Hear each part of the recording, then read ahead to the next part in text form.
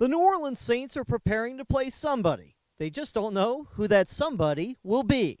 It's unusual, but it's exciting. I mean, it's the position you want to be in, you know, so different than a bye week during the season where you know who the upcoming opponent's going to be.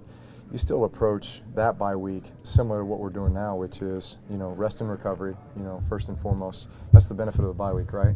And you get to basically leapfrog the first round, you know, of games and go right to the second round, and you get to host it, you know. So all those are good things. We're really just focused on ourselves right now. Yeah, well, it's been more of a self-scout type of week, and well, I was just trying to refine ourselves and get our games better and just work on the stuff that haven't been up to par like we wanted them to. So just trying to turn our weaknesses into strengths right now. It's just being self-service, you know, just going out there and working on ourselves and leading up and like the before practice, just kind of going into the film room and seeing certain things that that we could work on.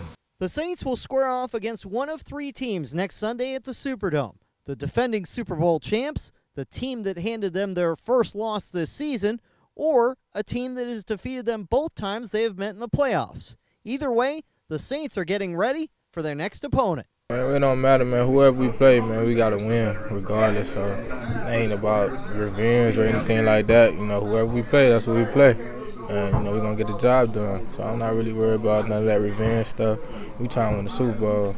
So, I mean, that's all I'm worried about. The benefit of being the #1 seed means that the Saints can sit back and watch the wild card playoffs while their next opponent will be playing in them. But there is also the pressure of living up to the expectation that they will be the team that represents the NFC in the Super Bowl. We're not really looking at it like that. We're looking at it as we got two home games, 3 in a dome, and we'll approach it one game at a time. And you know, it's tough to win in that stadium, so we're just going to take advantage of this opportunity and hopefully run with it. You just go out there and do your job. Like, it's not about like the #1 seed or none of that. You just, the main mindset is to go out there and do your job. If you approach every game during the season like it's the most important game of the season, then is this game any different?